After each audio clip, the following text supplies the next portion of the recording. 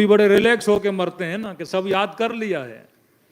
منکر و نکیر آئے گا, پوچھے گا کتاب قرآن, اللہ ربی محمد و نبی جی علی و امامی.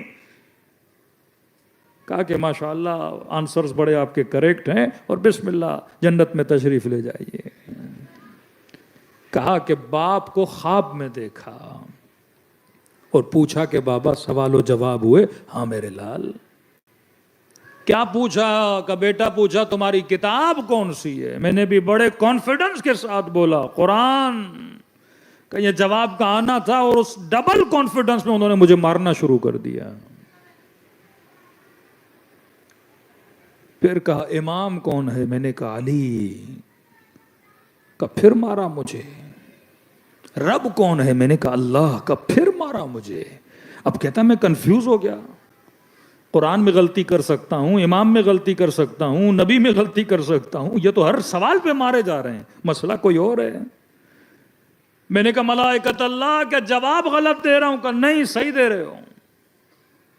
کہ پھر مار کیوں رہے ہو؟ کہ کیونکہ جھوٹ بول رہے ہو. اگر قرآن تیری کتاب تھی تو زندگی میں اس کتاب پہ عمل کیوں نہیں کیا تھا؟ اگر علی تیرا امام تھا تو زندگی میں علی کو امام بنایا کیوں نہیں تھا؟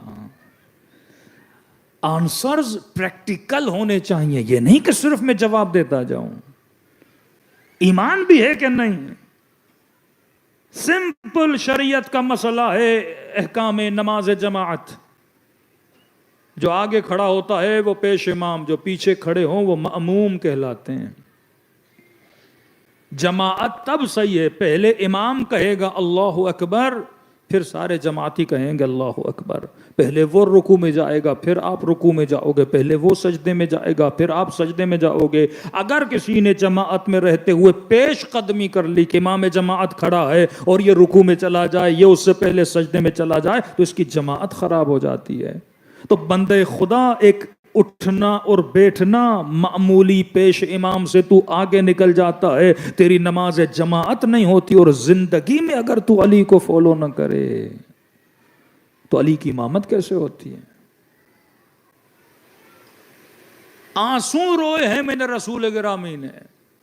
صحابی آیا یا رسول اللہ میں نے خواب دیکھا ہے. کیا دیکھا؟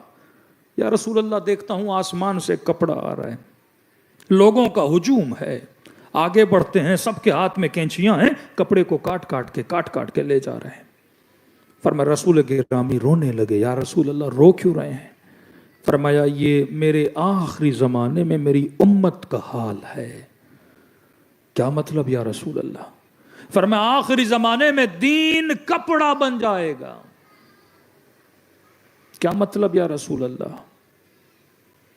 آپ میں سے کسی کا قد بڑا کسی کا چھوٹا, کوئی ہیلدی ہے کوئی دبلا پتلا ہے. آپ درزی کے پاس جاتے ہو نا, کپڑا لیتے ہو, دکان سے کپڑا لیتے ہو, پھر درزی کے پاس جاتے ہو, اسے اپنا ناپ دیتے ہو. اپنے بدن کی ناپ کے حساب سے وہ درزی کپڑے کو کاٹنا شروع کرتا ہے. لمبا تھا تو اس حساب سے کٹا, دبلا تھا تو اس حساب سے کتلا, بندہ پتلا سا تھا تو اس حساب سے کٹا. فرمایا آخری زمانے میں دین کپڑا بن جائے گا, جسے جتنا پسند ہوگا اتنا کاٹ کے لے جائے گا. کہ نماز کی سمجھ آتی ہے, روزے کی سمجھ نہیں آتی, میں نہیں رکھوں گا. مولانا ساری چیزیں صحیح ہیں, خمس کی سمجھ نہیں آتی. ساری چیزیں صحیح ہیں, داڑھی کی سمجھ نہیں آتی. سب کروں گی, اخلاق کی اچھی ہوں گی, لیکن مجھے حجاب کی سمجھ نہیں آتی. کہا یا کمپلیٹلی دین میں آؤ. یہ کیا ہے کہ آدھا لوں گا اور آدھا نہیں لوں گا؟ سیلڈ نہیں بناؤ دین کو کہ جو پسند ہے وہ اس پلیٹ میں اور اپنی زندگی کی ٹرے میں رکھوں اور جو پسند نہیں اسے پھینک دوں. فرمایا یا رسول اللہ مومن کیسا ہوتا ہے؟ فرمایا دین کی مثال پانی کی طرح ہے, کپڑے کی طرح نہیں. پانی گلاس میں آتا ہے تو شکل گلاس جیسی بن جاتی ہے, بالٹی میں ڈالو تو شکل بالٹی جیسی بن جاتی ہے. فرمایا جب دین کے اندر آؤ تو ہولیے کو دین جیسا بنایا کرو, دین کو اپنے جیسا نہ بنایا کرو. تبھی قرآن کہتا صبغۃ اللہ ومن احسن من اللہ صبغہ، کون ہے جو خود کو رنگ خدا میں ڈال دے؟ انا عبد من عبید محمد، میں علی محمد کے غلاموں میں سے ایک غلام ہوں۔ کہ مولا سلمان سید نہیں، بنو ہاشم نہیں، کیوں کہا منا اہل البیت؟ کہ جب جب سلمان کو دیکھو گے تجھے تب تب علی کی یاد آئے گی۔ تم سے خوشبو اخلاق اہل بیت آنی چاہیے۔ تو ایک سازش جو شیطان نے رچی، اس نے کچھ رول ماڈل بنائے، فیک رول ماڈل بنائے۔ یہ بندہ جو اتنی بہادری فلم میں کر رہا ہے، یہ روڈ پہ آ جائے تو اس کو 4 چپیڑیں پڑیں تو زمین پہ گر جائے۔ یہ چہرہ جو فلموں میں تجھے اتنا حسین نظر آ رہا ہے، اگر میک اپ اترے تو پتا چلے اس کے حسن کی حقیقت کیا ہے۔ ہر چیز فیک ہے، اور اس نے تجھے اس فیکنس کا عاشق بنایا ہوا ہے۔ اور یہاں تجھے خدا نے ریئل ہیرو دیے ہیں۔ خیبر کو دیکھو اور خندق کو دیکھو، صبر علی کو دیکھو، شجاعت زینب کو دیکھو، علم امیر المؤمنین کو دیکھو، حجب و حیاء فاطمی کو دیکھو، تو سمجھ یہ ریئل چیزیں ہیں۔ لیکن افسوس ہے میں اپنے بچے کو ریئل کے قریب نہیں لا پا رہا، اور دشمن فیکنس کے قریب بڑا جلدی لے جاتا ہے۔ میں علی کی شجاعت نہیں دکھا پا رہا، وہ کسی شرابی اور کبابی کی شجاعت منوا بھی لیتا ہے اور اس کا عاشق بھی بنا لیتا ہے، اور اس کے ذریعے سے اپنی پروڈکٹ کو بیچتا رہتا ہے۔ تبھی کہا کہ یہ سینس اپنی نسلوں کو دو کہ بیٹا یہ جو ہیرو بنا ہوا یہ ریئل نہیں ہے، ان کی شجاعت جھوٹ ہے، ان کا بولنا جھوٹ ہے، ہر چیز جھوٹ ہے۔ اور یہاں آؤ، یہ صداقت کا میدان ہے۔ دوسری قومیں شکوہ کر سکتی ہیں کیونکہ ان کے پاس رول ماڈل نہیں ہے۔ شیعہ کیسے شکوہ کرے؟ جوان ہو تو خدا نے علی اکبر جیسا رول ماڈل دیا، بچوں کے لیے علی اصغر جیسا، خواتین کے لیے سیدہ زینب جیسی، غلام بننا چاہتے ہو تو سلمان جیسا، جون جیسا، سعید جیسا۔ کتنی مثالیں خدا اور تمہیں دے، یہ پورا قرآن مثالوں سے بھرا ہوا ہے۔ چھوٹی سی مثال دے رہا ہوں قرآن سے، بحث لمبی نہ ہو جائے۔ سورہ بقرہ قرآن کا سب سے بڑا سورہ، نام بقرہ۔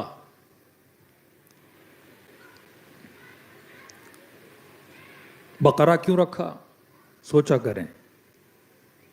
1/3 آف قرآن بنی اسرائیل کے بارے میں، یہودیوں کے بارے میں آیا، امت مسلمہ پر، لیکن ذکر کس کا کر رہا ہے؟ یہودیوں کا۔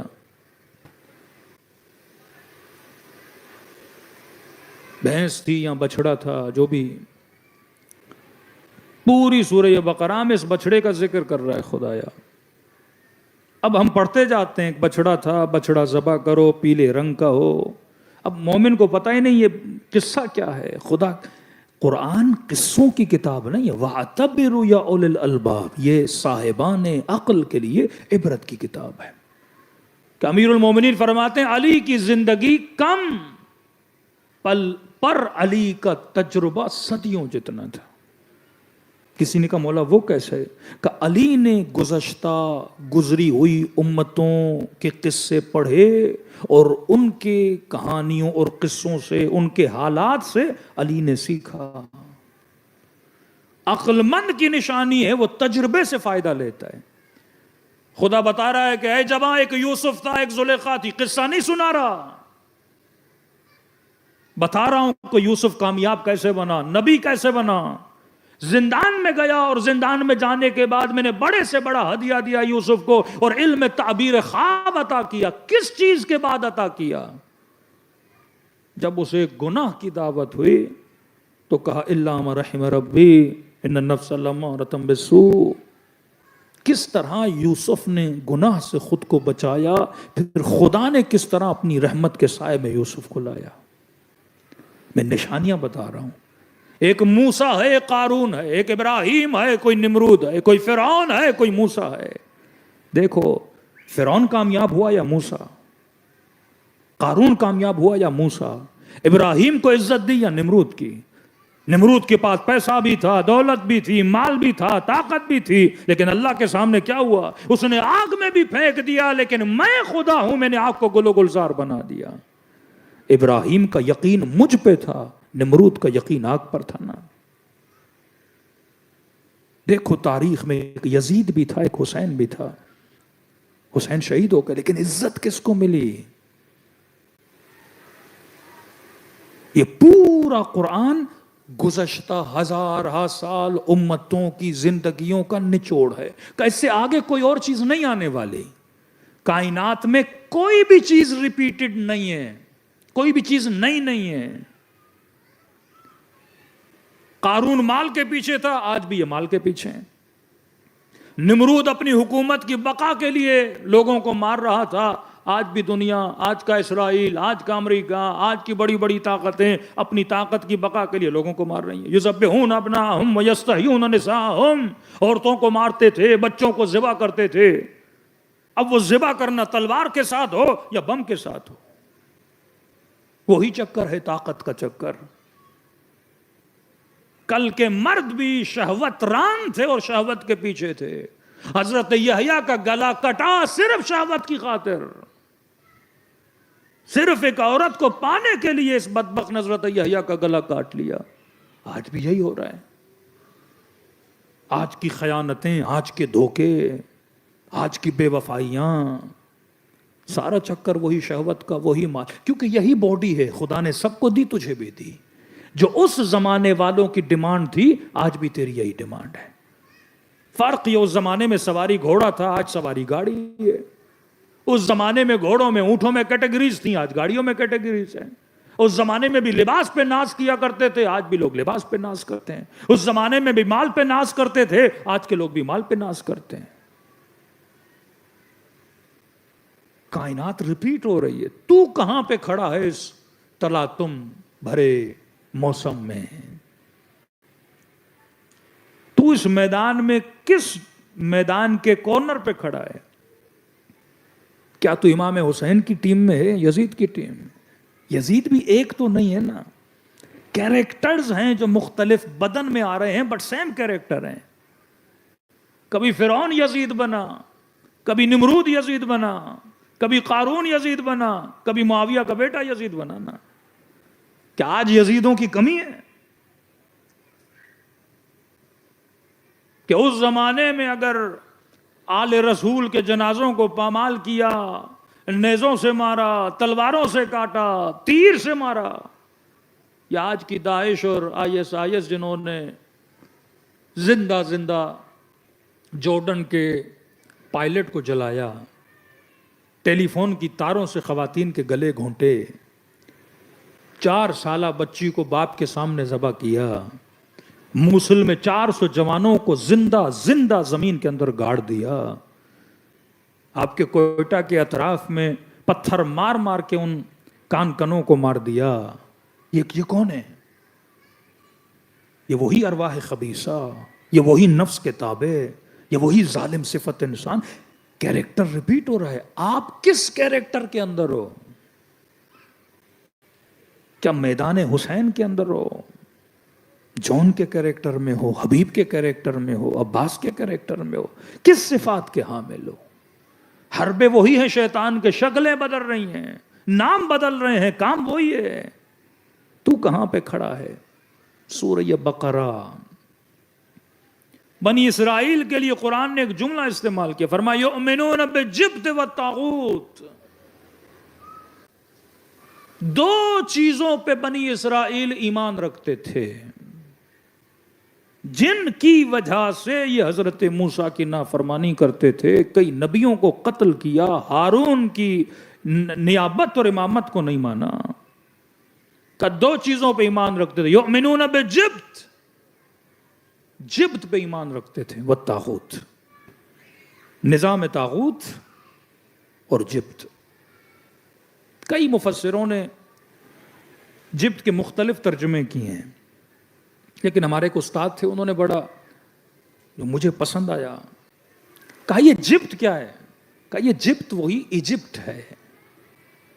مصر کو آج بھی ایجپٹ بولا جاتا ہے۔ یؤمنون بالجبت، یہ ایجپٹ پر ایمان رکھتے تھے والطاغوت، اور ایجپٹ کے نظام پر ایمان رکھتے تھے.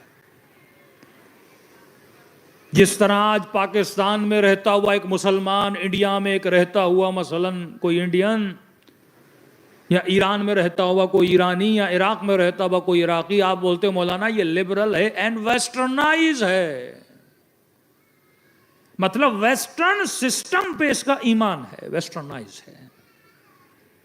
اب اس زمانے میں یہ لفظ ویسٹرنائز کی جگہ بولا یؤمنون بالجبت، جس طرح آج کے لوگ یورپ کے نظام میں گھرے ہوئے ہیں کہ ہم پڑھا لکھا اسے سمجھتے ہیں جو 3 سوٹ میں آ جائے، جو تھوڑی انگلش بول لے، جو ٹائی شائے لگا لے، مولانا یہ پڑھا لکھا ہے. کہ ایک جوان نے کہا کہ میری منگیتر نے شادی صرف اس لیے کینسل کی کہ جب آپ دولہے بنو گے تو آپ 3 سوٹ پہنو گے. اس نے کہا میں پاکستانی ہوں، میں شیروانی ویروانی پہنوں گا. کہ نہیں، یہ گوار لوگوں کا کام ہے، میری دوستیں مذاق اڑائیں گی. عمر ابن عبدوت کو کہا پلٹ جا. کہ نہیں، علی عورتیں مذاق اڑائیں گی. کتنا بہادر آدمی پلٹ کے آ گیا. کہ یؤمنون بالجبت، جس طرح آج کا جوان ویسٹرنائز ہے، کہ یہ اس زمانے میں ایجپٹ کے سسٹم پہ ایمان رکھتے تھے. مسئلہ کیا تھا بنی اسرائیل کا؟ 600 کے قریب ان کے مختلف قبیلے تھے، 6 قبیلے. حضرت موسیٰ ان کو مصر سے نکال کے نہر نیل پہ لے آئے. پیچھے سے فرعونی تھے. یہ پوری زندگی کہاں رہے تھے؟ مصر میں. جس طرح آپ ہندوؤں میں جاؤ گے، ہندوؤں میں جو اعلیٰ ترین ان کا مذہب مثلا برہمن اعلیٰ ترین، مختلف خدا ہوتے تھے. یہ چھوٹی قوم والے تھے بنی اسرائیل. جو سب سے بڑا خدا تھا وہ مصریوں کا تھا، تو ان کو اجازت نہیں تھی اس خدا کی پوجا کریں. ان کے دلوں میں ہمیشہ خواہش ہوتی تھی کہ ہمارے پاس بھی ویسا ہی خدا ہو جو فرعونیوں کا ہو. جیسے پاکستان میں کیٹیگری ہوتی ہے نا، چھوٹے علاقے کا آدمی، بڑے علاقے کا آدمی، یہ پوش ایریا میں رہتا ہے، یہ امیروں کا علاقہ ہے. تو ہر آدمی خواہش کرتا اس علاقے میں میرا پلاٹ ہو، اس علاقے میں میں رہوں، ان سے میری دوستیاں ہوں، ان سے میری یاریاں ہوں. حضرت موسیٰ نے ان کو وہاں سے نکال کے نہر نیل پہ لایا، ایک معجزہ کیا، معجزہ کر کے نہر نیل کراس کر کے چلے گئے. اب فرماتے ہیں اتنے معجزے دکھانے کے بعد یہ حضرت موسیٰ سے ڈیمانڈ کیا کر رہے ہیں؟ قرآن کی آیت ہے کہ اے نبی موسیٰ، کیا یہ نہیں ہو سکتا کہ ان کے خداؤں جیسا خدا ہمارے لیے بھی کوئی ہو جس کی ہم عبادت کریں؟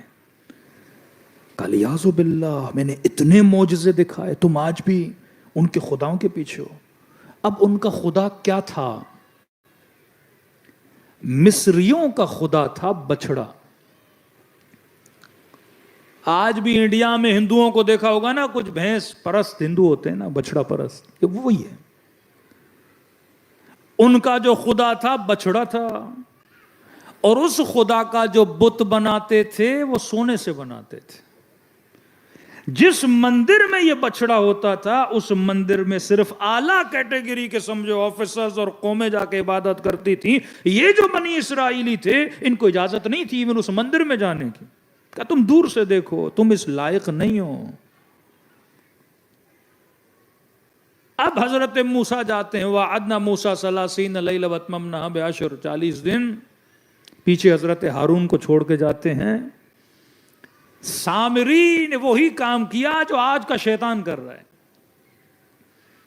آج کے شیطان نے سینما بنایا، فلمیں بنائی. اس زمانے کے شیطان نے کیا بنایا؟ بچڑا بنایا. کبھی سوچا کہ اس نے بچڑا کیوں بنایا؟ اب سنو اللہ کی بات، کہ شیطان وہی بناتا ہے جس کی محبت تیرے دل کے اندر ہے. اگر تو شہوت پرست ہے وہ شہوت کے ذریعے گمراہ کرے گا. اگر تو مال پرست ہے وہ مال کے ذریعے گمراہ کرے گا. اگر تو اولاد اور بیوی پرست ہے اپنی اولاد اور بیوی کے ذریعے تجھے گمراہ کرے گا. شیطان نے دیکھا ان کے دل میں کس کی محبت ہے؟ بچڑے کی محبت ہے. ان کے لیے بچڑا بنایا اور بچڑے کے منہ سے آواز نکالی، یہ سارے کے سارے کیا ہو گئے؟ سجدہ ریز ہو گئے۔ اب آئیے سورہ بقرہ میں، ان کا جھگڑا ہو گیا، ایک جوان مر گیا۔ اب کہا کہ ہمیں کیسے پتا چلے اس جوان کو کس نے قتل کیا ہے؟ اللہ کی آواز آئی، ان یذبحوا بقرۃ، میں بتا دوں گا لیکن ایک شرط یہ ہے کہ ایک بچڑے کو ذبح کرو۔ دل میں کس کی محبت تھی؟ موسیٰ نے آنے کے بعد بچڑا تو توڑ دیا، جلا دیا، لیکن دل کے اندر جو بچڑا تھا اسے کیسے جلاتے موسیٰ؟ آپ گھر کے اندر اس بیٹے کا اسپائڈر مین توڑ دو گے، بیٹ مین توڑ دو گے، مختلف ڈریسز کو آگ لگا دو گے، اس جوان کو موسیقی کے آلات پسند ہیں، باپ غصے میں آ کے وہ توڑ دے گا، دل کے اندر کی محبت کو کیسے ختم کرو گے؟ اس محبت کو جس نے خدا بنایا ہوا ہے، بت بنایا ہوا ہے، صبح سے شام تک جس کو یہ پوج رہا ہے، اسے کیسے ختم کرو گے؟ اللہ نے کہا ایک ہی شرط ہے کہ اس بچڑے کو ذبح کرو۔ کبھی ان آیتوں کو نوٹ کیجئے گا، اتنے بہانے کیوں کر رہے تھے؟ اچھا بچڑا ہو تو کیسا ہو، موٹا ہو، پتلا ہو، رنگ کیسا ہو، مطلب یہ بھاگنا چاہتے تھے۔ اللہ نے کہا میں بھی تمہیں بھاگنے نہیں دوں گا۔ کہا صفراء لونھا، جس کا رنگ پیلا ہو۔ کون سا بچڑا سب سے اعلیٰ ہوتا تھا؟ جو سنہری رنگ کا بچڑا، سونے والا، صفراء لونھا۔ ڈھونڈ ڈھونڈ کے ان کو ایک گھر میں بچڑا مل گیا۔ اب کہا کہ خاتون یہ بچڑا ہمیں دو، جب تک ذبح نہیں کرتے تب تک خدا۔ اب کبھی سوچے خدا موسیٰ کے ذریعے کیوں نہیں بتا رہا کہ بچڑا ذبح کرو، پھر گوشت کے ٹکڑے کرو، پھر وہاں سے مثلا وہ گوشت اس جوان کو لگاؤ، پھر وہ جوان زندہ ہوگا، پھر وہ بتائے گا مجھے کس نے ذبح کیا۔ خدایا اتنی لمبی کہانی کوئی اسکرپٹ بنا رہا ہے خدا، کوئی ناول بن رہی ہے؟ سیدھا سیدھا حضرت موسیٰ کی زبان سے بتا دیتا نا خدا کس نے قتل کیا۔ نہیں، اللہ ان کے مزاج کو ریڈ کرتے ہوئے، ان کی محبتوں کو دیکھتے ہوئے ان کو وہیں لے جا رہا ہے جہاں وہ جانا نہیں چاہتے۔ اب بچڑا مل گیا، انہوں نے شکر ادا کیا کہ بچڑا مل گیا۔ کہ خاتون بچڑا ہمیں دو، جو قیمت ہم تجھے ادا کریں گے۔ اس خاتون کو خدا نے کسی ذریعے سے پیغام بھیجا، اس نے کہا میں ایسے نہیں دوں گی۔ کیسے دو گی؟ کہا بچڑے کے وزن کے برابر سونا لاؤ۔ ایک ان کے دلوں میں بچڑے کی محبت، دوسرا سونے کی محبت۔ مصر کے نظام میں یہ دو چیزیں تھیں، بچڑا پرست ہونا اور جس کے پاس سونا زیادہ ہونا۔ بچڑے سونے کے بنتے تھے۔ آج بھی آپ دیکھتے ہو کہ ہندوؤں کو سونے کا بڑا شوق ہوتا ہے، سونے کی چینیں، سونے کے بوٹ، اور پتہ نہیں یہ سونا پرست اور بچڑا پرست۔ ہمارے کلچر میں بہت ہے نا، خواتین کی جب شادی ہوتی ہے سونے کے سیٹ دیے جاتے ہیں نا، حق مہر میں سونا۔ یہ وہی ہندو کلچر ہے، سونے کے شوقین۔ سونا جمع کر کر کے یہ خاتون پتہ نہیں کہاں لے جائے گی، قبر میں کہاں لے جائے گی۔ کہا کہ سونے کے وزن کے برابر۔ اب جنہوں نے گھروں کے اندر سونا چھپا کے رکھا تھا، نہ زکوٰۃ دے رہے تھے نہ کچھ کر رہے تھے، وہ نکال کے گھروں سے لائے اور سارا سونا دیا ایک بچڑے کے لیے۔ کہا تب تک میری محبت تمہاری دلوں میں نہیں آتی جب تک اپنی محبتوں کو اپنے ہاتھ سے ذبح نہیں کرتے۔ یہ بت جو میں نے دل کے گھر میں بنائے ہوئے، جب تک ان بتوں کو نہیں توڑتے خدا کی محبت نہیں آتی۔ آج بھی وہی نظام طاغوت۔ آج کا جوان کسے فالو کر رہا ہے؟ یہ سوچے میرا ہیئر کٹ، میرے بال، میرا پہناوا، کہیں نہ کہیں میرے سب کانشیس میں کوئی رول ماڈل بنا ہوا ہے جسے میں فالو کر رہا ہوں۔ دیکھیے اپنے علماء کو، دیکھیے خمینی جیسے علماء کو، شہید قاسم جیسے شہداء کو، شہید حسینی جیسے، شہید سبط جعفر جیسے، جو آپ کے زمانے کے رول ماڈل ہیں۔